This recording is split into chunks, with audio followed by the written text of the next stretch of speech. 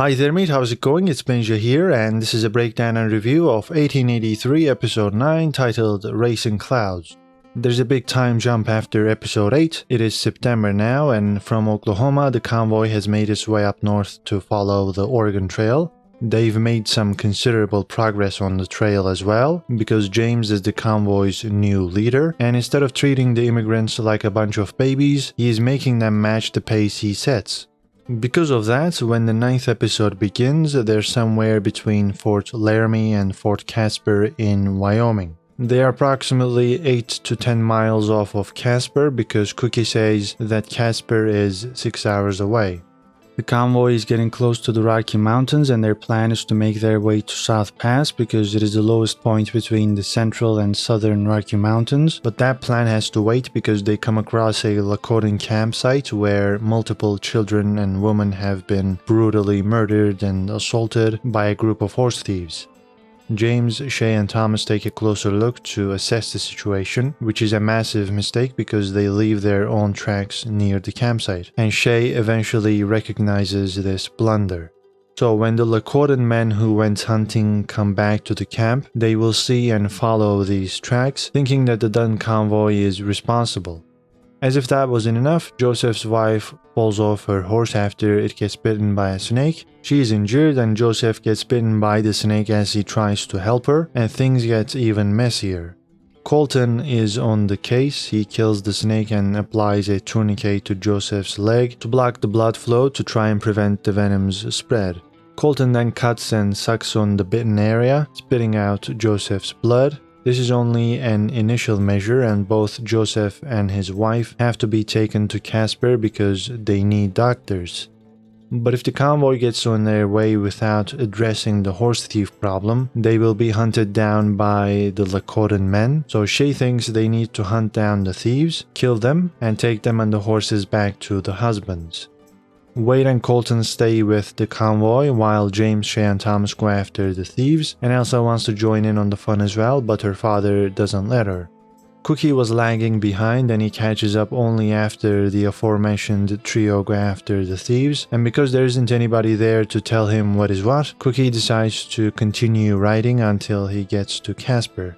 He is spooked and he tells the others they're welcome to join him, and all of them do, because they're also afraid of the looming threat from the Lakotans, who will definitely think that this convoy is responsible for the massacre. Margaret, Elsa, and John can't stay behind on their own, so they, alongside Colton and Wade, start riding toward Casper as well. Margaret orders Elsa to put on a dress because they won't like what she's wearing where they're going, and although Elsa is hesitant at first, she eventually complies, and this is where things get interesting, and where the suspense skyrockets. I say that because she puts on the dress from the flash-forward sequence in episode 1, when we saw her get wounded by an arrow. With that scene on the back of our minds, the rest of the episode gets quite tense as we are watching the convoy being led to slaughter like sheep. Meanwhile, James, Shay, and Thomas find the thieves, whose leader is played by Charles Baker, and you might remember him from Breaking Bad as Skinny Pete. Anyway, this guy and his group are self-appointed deputies of the Wyoming Stock Growers Association. He explains that they killed the people at the camp to bait the Lakota men, and they're planning to kill them too. Tensions between these groups are running high and a gunfight breaks out at this point. Our guys kill the 3 thieves. They also deal with 5 other guys without breaking a sweat, and they are ready to head back to the convoy. But they will not make it back in time because the Lakota men have come back to their campsite and they are already on their way to get revenge. The Lakotans scout the convoy off-screen and they go around them to get ahead of them, so the Lakotans attack from the front. They kill Cookie first because he's ahead of everyone else, and they do this just as Elsa was approaching Cookie's wagon to get an update on their journey, but she sees the attack and starts riding back to the convoy. Wade steps up to the plate here and circles most of the wagons to set up a defensive position, but 3 wagons keep on riding because they are in shock, they are afraid, so they try to run away. And Elsa decides to go toward these 3 wagons to lead some Lakota men away from her mother and brother, as well as the majority of people on the convoy. She knows she might have a better fighting chance if she rides toward the main group, but she chooses the selfless option to give the main group less people to deal with. She's eventually knocked off her horse by one of the men, and we finally get to that flash-forward scene from episode 1. She wakes up and goes on to kill one of the Lakotans, but she gets wounded by an arrow in the process. The others converge on her location, ready to kill her, but she starts speaking Comanche at that moment, knowing that she's gonna die. She wants her last words to be in that language.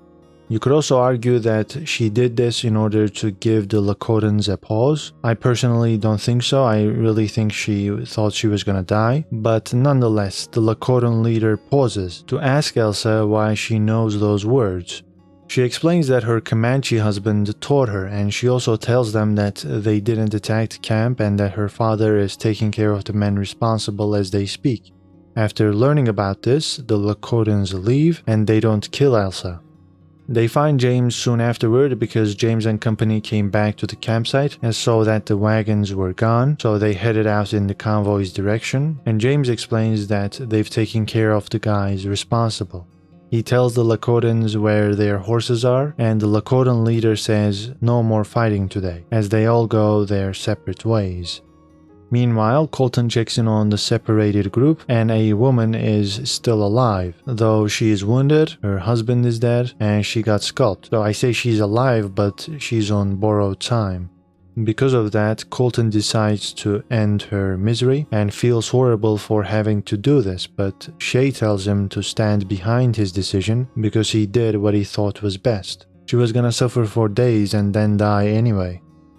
In the last 15 minutes of the episode, the Dutton family gets to grips with Elsa's situation as James figures out that the arrow has most likely done irreversible damage to her liver.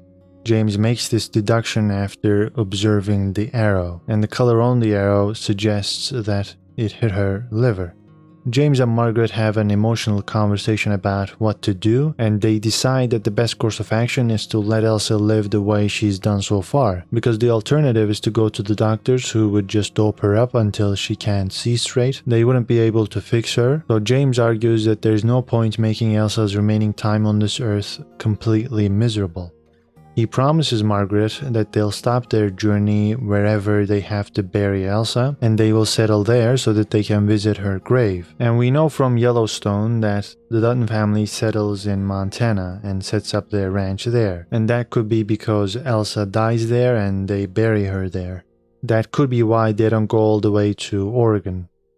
Margaret needs a minute to take this all in, and you can definitely see how helpless she feels. Earlier in the episode, there was a moment when James told her he loved her, and she didn't say it back. And you might remember that she had to kill a bandit in episode 7, and now she's losing her daughter, and there's nothing she can do.